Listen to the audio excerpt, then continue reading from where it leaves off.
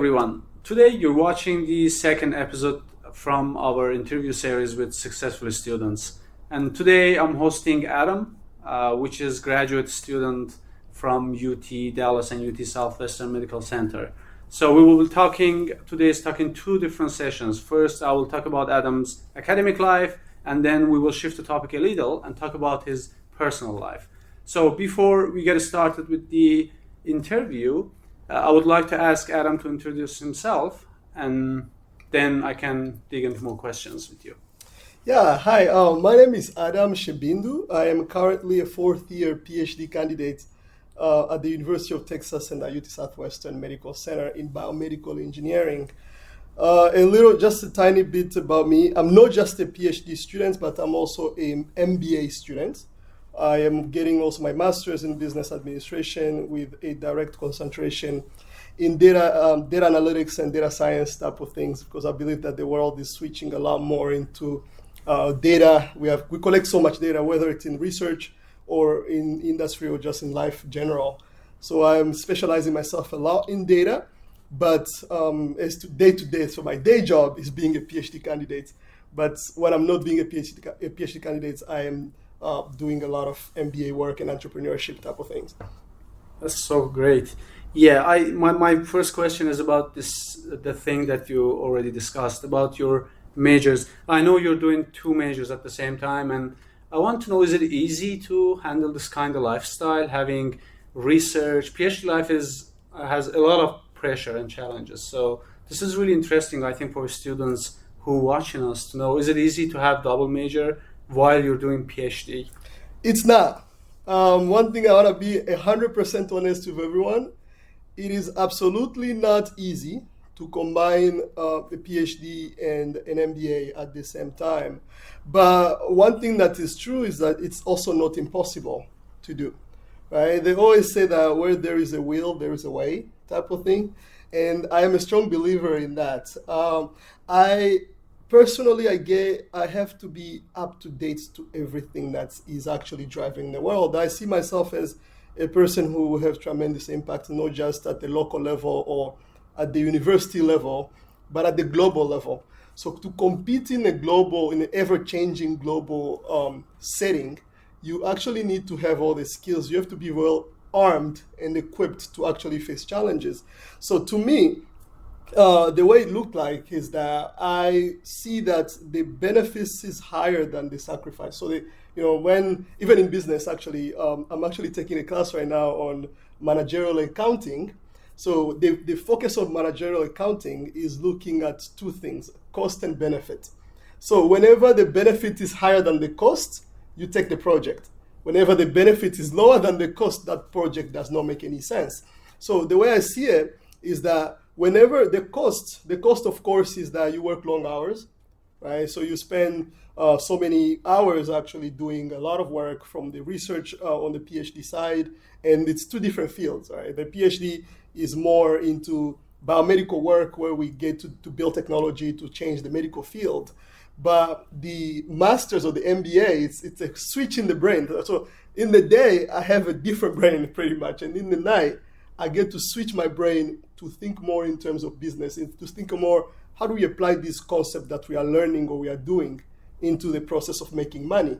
So with that, it puts me in a position where I can be on a global scale, I can be among the decision makers, but at the same time, I have the actual expertise of being a scientist and understanding how the scientific world works. So if you ask me that if it's easy, no, it's not easy. It's something complicated that if anybody asks me and they ask me to recommend them, I'll say no. I wouldn't want to recommend somebody to be doing what I'm doing. But what I would say is that the reward is higher. The payment of everything that I'm doing is, every time I imagine how that's going to pay off, it's going to really pay off. So you just have to make your choice. You have to pick your type of hard. Everything is hard, but you have to pick what hard stuff you want to do that's going to make you stand out.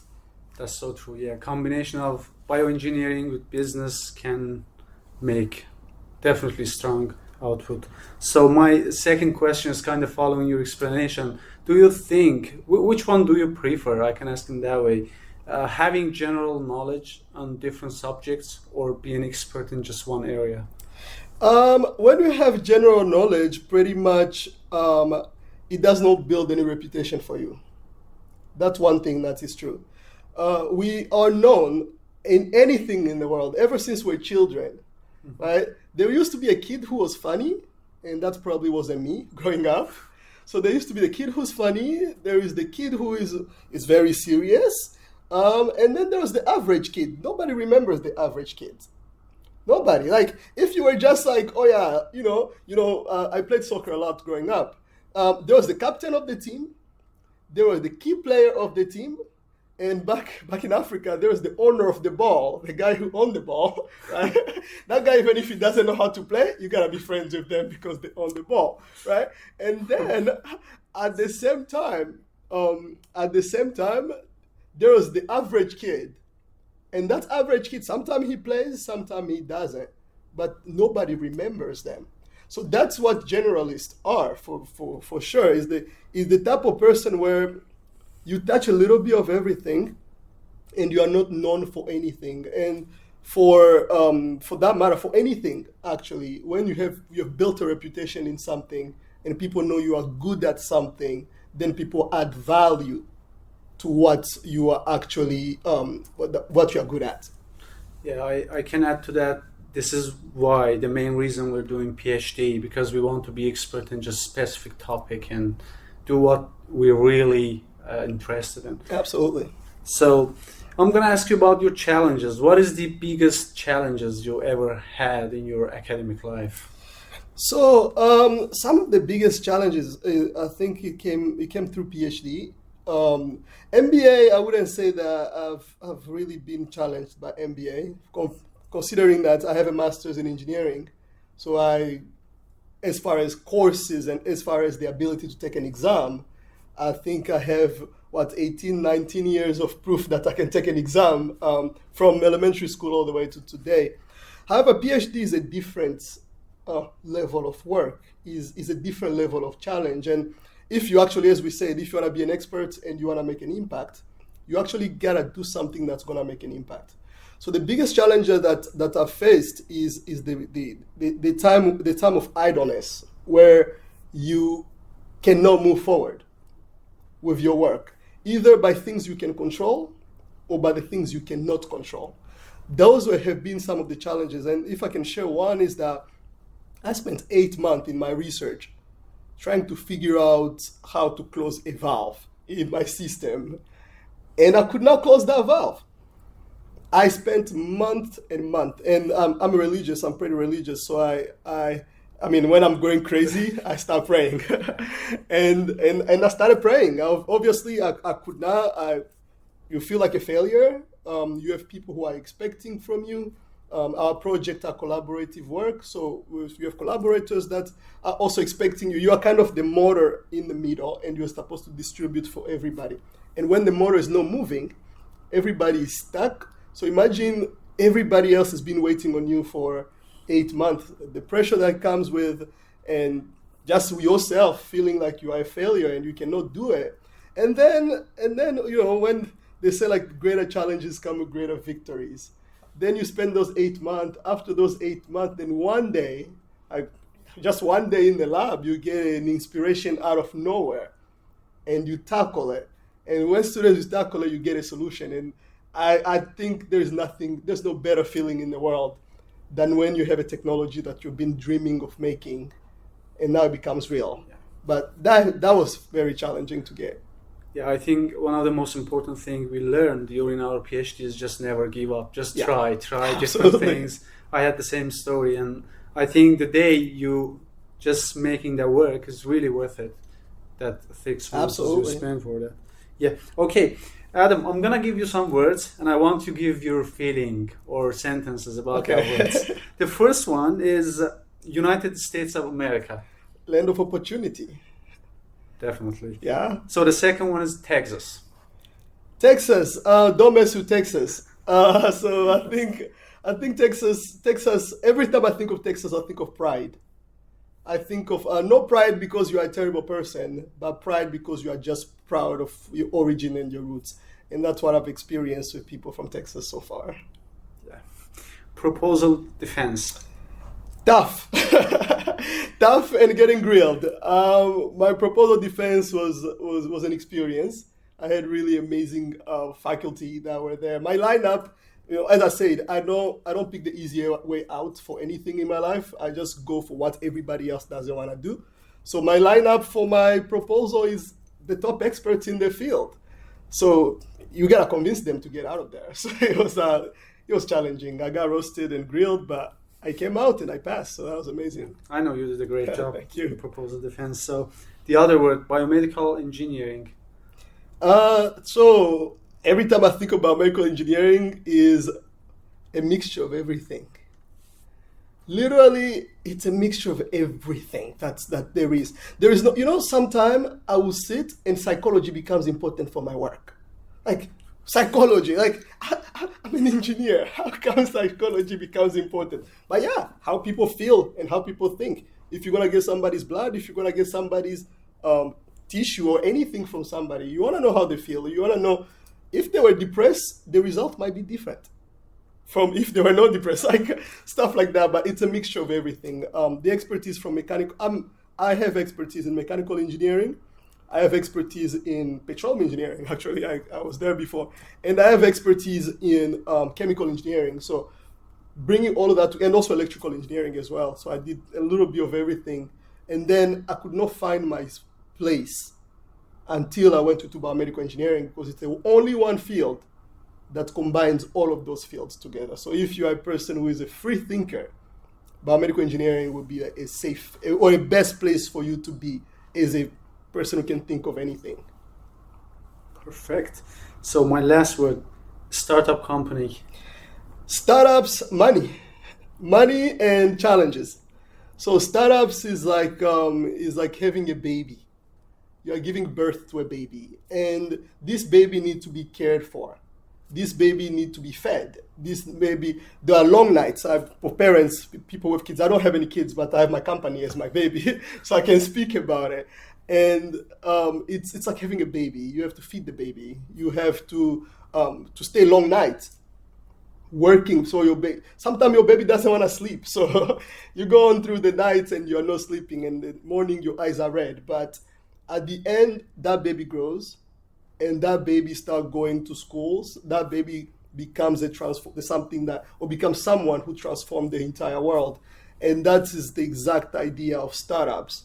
You start small, you start like a baby, you start growing. My company is growing, and one day, hopefully, change the world. That's the dream. Yeah, definitely. If you had a chance to back in time for 10 years, what would you like change in your life? That's a very interesting and very challenging question, considering the fact that I'm a person who does not have a lot of regrets. But one thing that I would have done differently. Well, I think I would have visited home more. I'm originally from the Congo, and I think if I had to go back 10 years, I could have made my plans. Well, coming to the US and stuff, I could have made my plans to be going home more, and that's because I'm doing business there, and doing business in a place where you are not, and you are not. Sometimes you feel like you've lost the touch and the connection with your home place, and you don't really know what's the real problem. You have problems from 10 years ago, and you're trying to solve them today. Maybe it's already solved, or maybe it's not a problem anymore. But you have to think about it. So that's one thing. Also, if I was able to make up my mind about who I wanted to be and what I wanted to do, that could be one other thing. As I said, I have expertise in petroleum engineering, so I was studying petroleum engineering as a bachelor degree, and then I had to drop out of that program in junior year, almost before graduating, and then I switched to mechanical engineering, so that's another thing. But one thing that's for sure that I could have done early was personal development, getting better at stuff, knowing myself very well, knowing how I learn, and being able to add value to myself by personal development, read way more, learn public speaking early. I mean, I started speaking later on. I got better because I've been really practicing and getting better at speaking. But if I learned speaking earlier, it could have been a way better. If I learned how to manage money early, I've made so much money at a certain point in my life, but then sometimes then it's all gone. So if I learned the money skills that I have right now, if I had them 10 years ago, I probably could have been, a lot richer right now. So, yeah. Money also matters. So, yeah. Okay. So, since we discussed about the challenges we have in our PhD life, can you compare undergrad life with PhD graduate life? It's very hard to compare. So this is the thing. In undergrads, the goals are different. In undergrads, at least in America, undergraduate programs, they give you just the basic problem-solving abilities. Like in engineering, I cannot speak for a psychology undergrad because I did not study that. I studied engineering. In engineering as an undergrad, what you get is you get to be exposed to problem solving a lot. So they get you to do so much homework. Like I remember one semester I would have like 50 problems to solve in a week for 3 of my classes that I'm taking. And you have to do a lot of homework, a lot of assignments, you have a lot of exams, you get a chance to do a lot of practice, so to develop your problem-solving ability. And the goal for it is so it can prepare you to get into the workplace. And when you're at work, they can train you toward a certain field. And once you are trained, then you can use your problem-solving ability to apply them in that field. So that's why, mechanical engineers could be hired in any field, in any company, because they have the ability to solve problems. But when it comes to PhD, it's different. PhD, they're expecting leadership from you. They're expecting for you to take on a project, an entire, not just even a project, because if I say project, I'm minimizing the ability of a PhD candidate or PhD student. They give you research. Research is more than a project. It's a topic, it's a subject, it's a challenge that the world is facing. And they put you at the center of finding that solution for the world, at least starting a conversation or driving the case of solving that. So it comes with not just problem-solving abilities, that's a part of it. You have leadership ability that you have to be good at. You have to learn how to learn, because a lot of the learning that is there is very personal. So it's not somebody showing you what to do.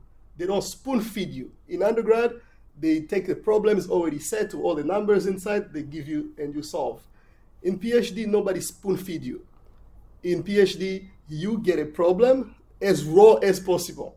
You learn how to cook, and you learn how to produce actual food that people can consume. So that's the difference, or the major difference in PhD and undergrad. Completely agree with you.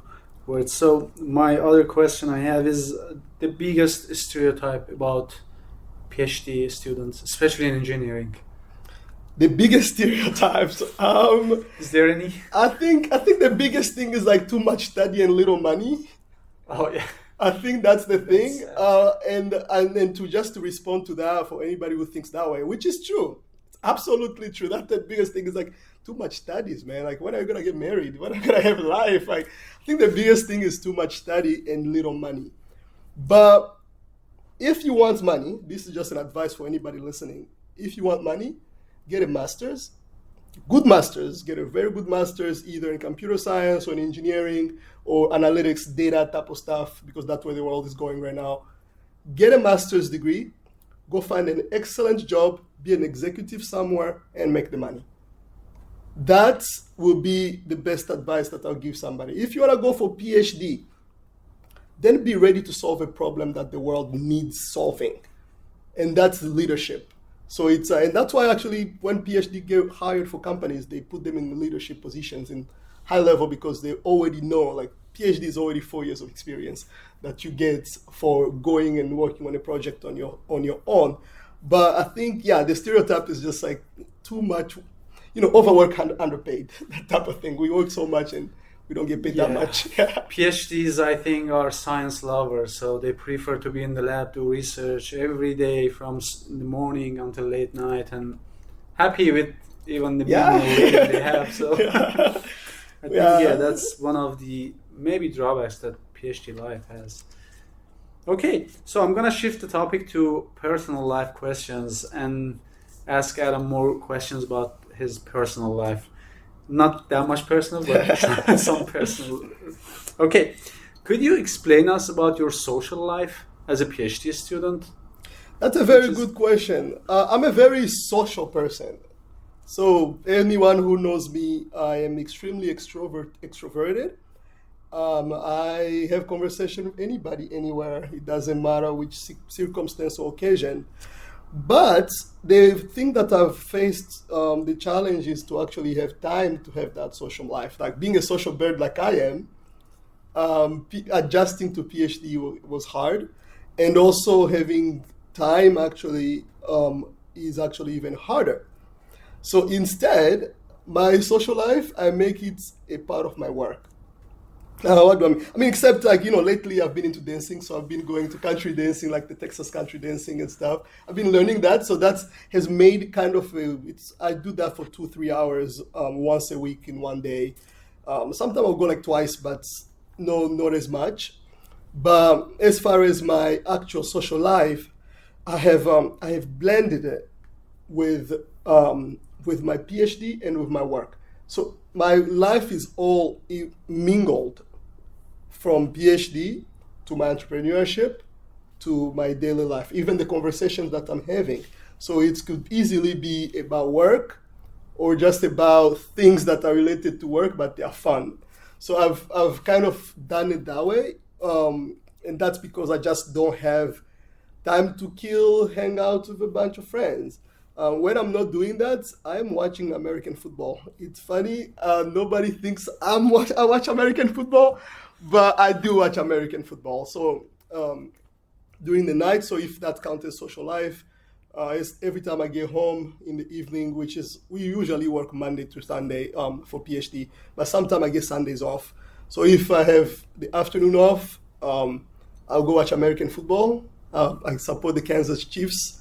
So Kansas City Chiefs, and I went to Texas Tech University, so I also watch Texas Tech football, basketball as well, from college basketball to the NBA. I watch a lot of that, and I cook. I spend so much of my time cooking. So I guess that's social life to me, is the 2 hours that I spend at night before going to bed watching basketball, or the 1 hour that I cook every night. But as far as meeting people and things like that, I have to really schedule it.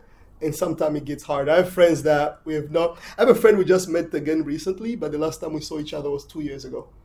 Oh, nice. And and it was like, we live in the same city, and it's like, oh yeah, we should meet. Okay, yeah, cool, we're gonna figure it out. And then, the next time she's busy, I'm busy, and so on. And then 2 years go by. So, I think it's been 3 years we're working together as a colleague, as a PhD student. So I'm seeing you reading a lot of books and love reading a lot. And also you're making podcasts, I know, in the YouTube. And I will share the link below. And if you like, you can check it out. So my question is there any book, any podcast influenced you in your life that can introduce us? Absolutely. Books. I have quite a few books. It depends on what you want to learn and who you want to be. But the book that impacted my life is called 12 Pillars. 12 Pillars by Jim Rohn. Actually, all the collection by Jim Rohn. I've read a bunch of his books. But 12 Pillars would be one. And that is more than a motivational book. I don't read a lot of motivational books. I started reading like Born to Win by Zig Ziglar, but then it tends to be very motivational. And to me, I don't need motivation. I don't need motivation at all. I guess I was just born motivated. But 12 Pillars has really impacted my life because it's stuff you can actually do to change your life. And that's changed my life. The other book that's really had an impact on my life is The Art of Influence by, again, Jim Rohn and Chris Widener.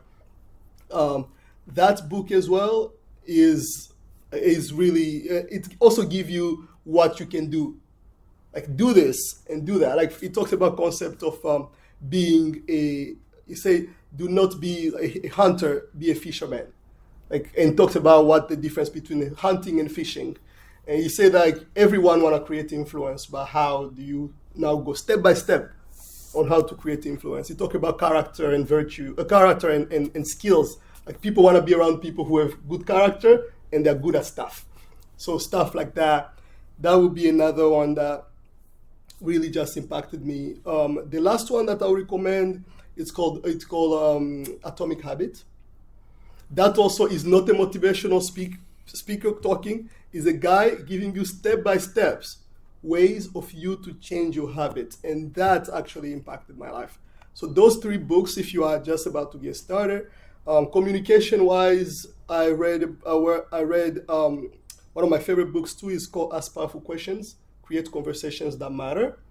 That showed me that, hey, it can be a speech that you are giving, or it can be one-on-one, how to connect with people and have people to be your friends. And what do you actually tell somebody? Like if you're a guy and trying to ask a girl out and she's a complete stranger, how do you even get started to get a conversation with her? So that's will be another one that I would recommend. But I have tons of books. I used to read 1 book per week. So like in 2022, I think I read over more than 40 books.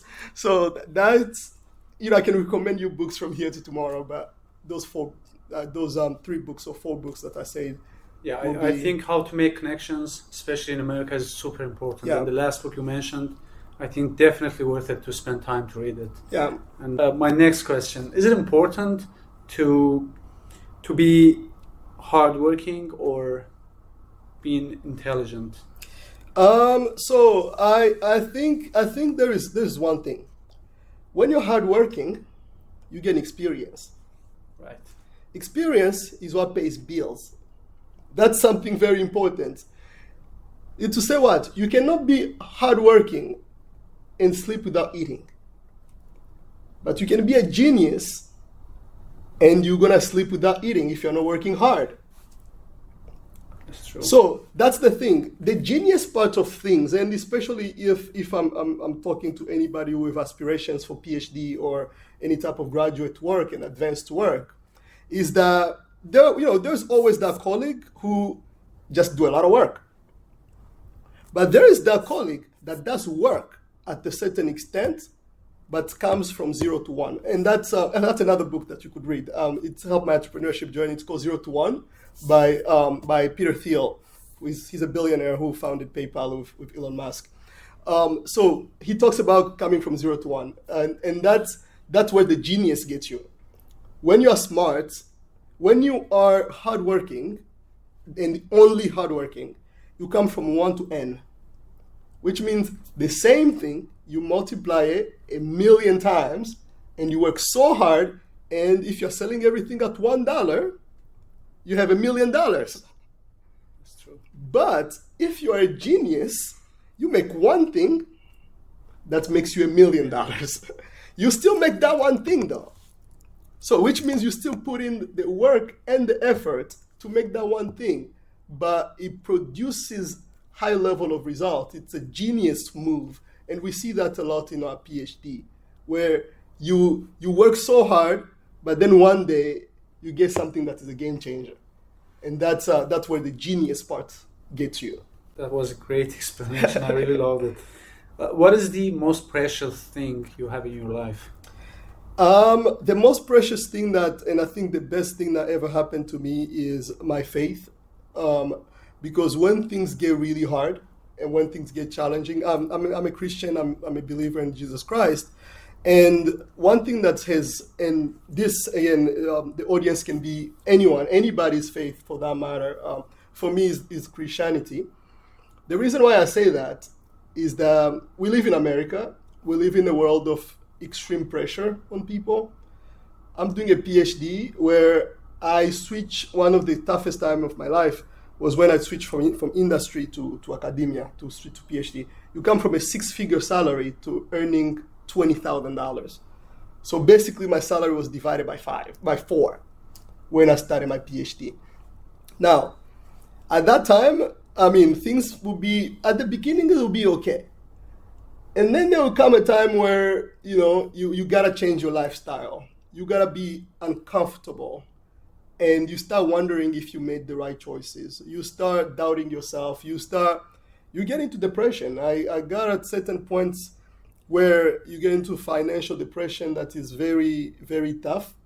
But what made a difference, at least in my life, is that I had a pillar on which I'm holding. I have something stronger that I'm holding on, and that is my faith, believing that I'm loved.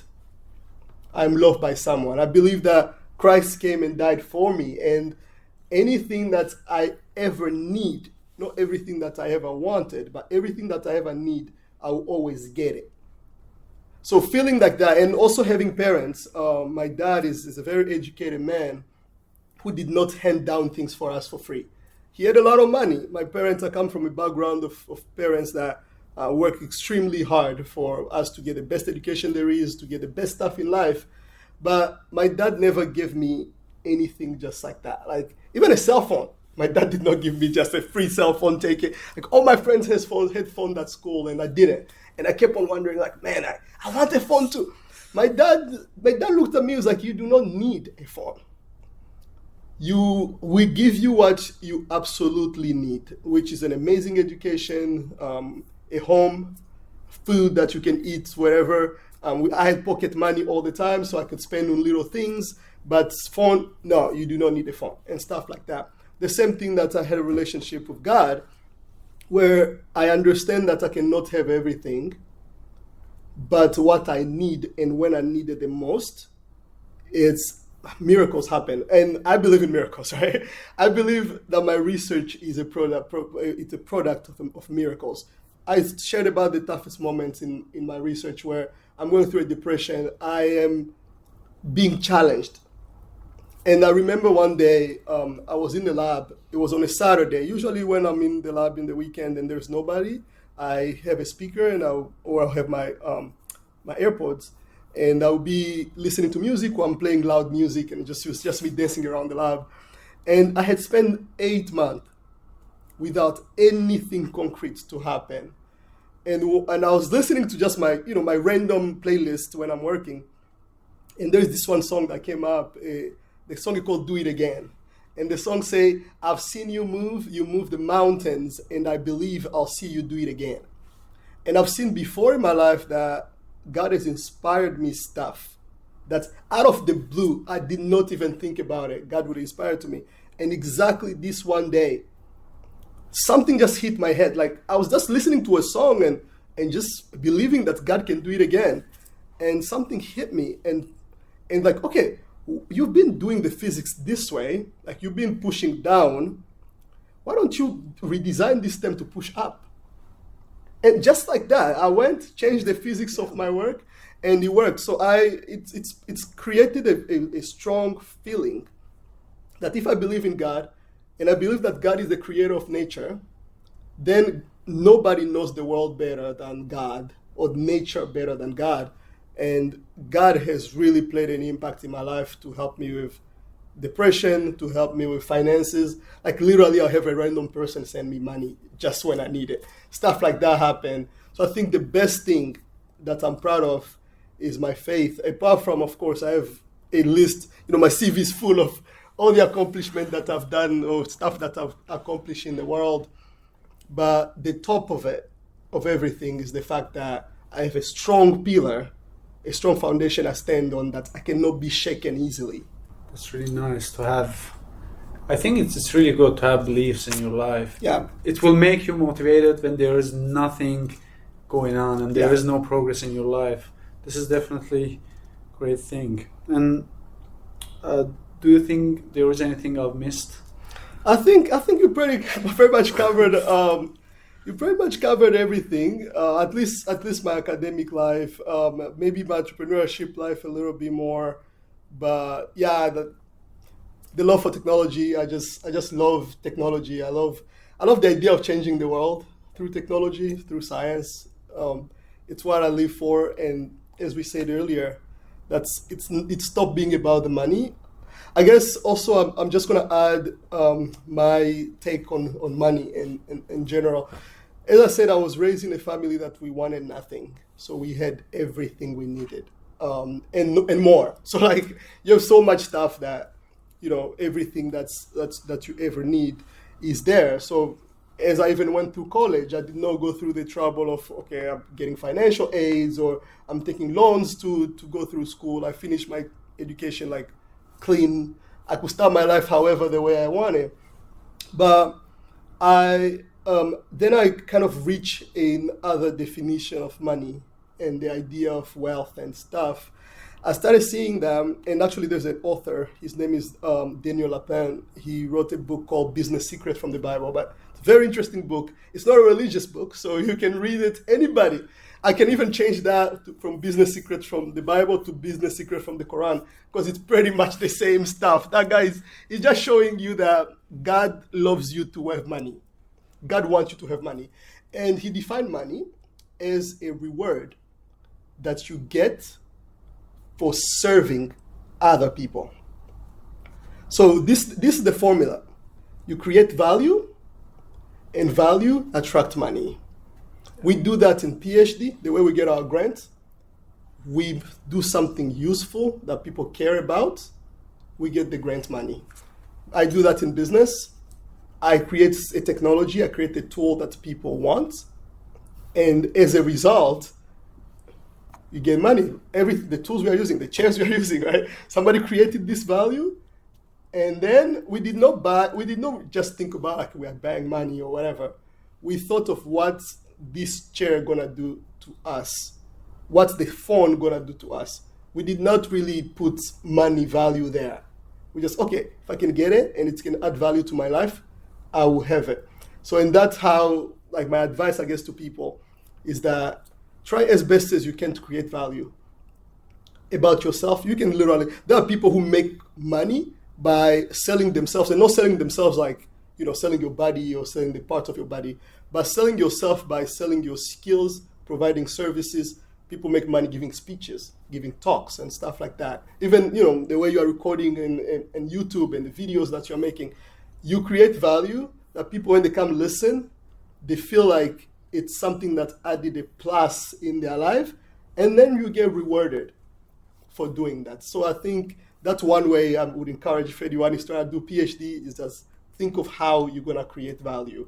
And then people will call you. Like, I got like 5, like when I was applying for PhD, because I showed people that I can add value to what they do, I got 5 different interviews. I interviewed at Harvard, at Cornell, Johns Hopkins, University of Utah, and UTD. So those are top institutions in the country. And of course, I'm at UTD now. But for all of those people to be attracted to me, like, a guy from Congo, is because they saw that I could add value. And that is very important for anybody in any career. That's so true. So my last question, which I'm asking all of my friends coming to this podcast, is: do you feel happy in life? Yes. So this is actually the thing. Tell me your definition. What is happiness? Happiness is being in a state of contentment. So can you explain more? Yes, I'm going to explain this more. Contentment is what? Contentment is a standard case. So it's a constant state of being. It's a being of not being overly joyous and not being super sad. It does not change whether you are in a state of joy or whether you are going through troubles.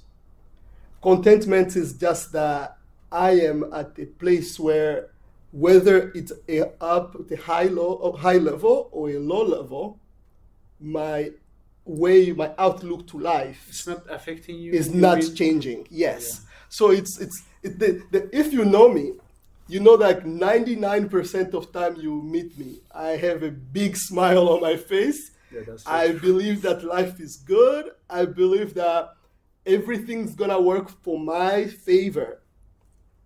Everything that's happening is happening for my good, regardless of whether it's good or bad. Like, people who say, like, if the world give you lemon, make lemonade. That's the definition of basically contentment, is to be able to transform circumstances and situation and things and have an outlook to it that's better. So I am absolutely happy. I believe that so far I've been able to make the right choices. I have the basics that I need. So we live in a country where at least with the opportunities that we get here, you get to have the minimum things that you ever need. You have a shelter, you have the food, and I'm extremely thankful that we have an advisor, Dr. Carolyn Jones, who does not put this much heavy weight on us and so much pressure, and she treats us really well. Yeah, she's the best. I'm gonna tell this here. We're really happy that we have Dr. Caroline Jones as a PI and supervisor. Absolutely. Yeah.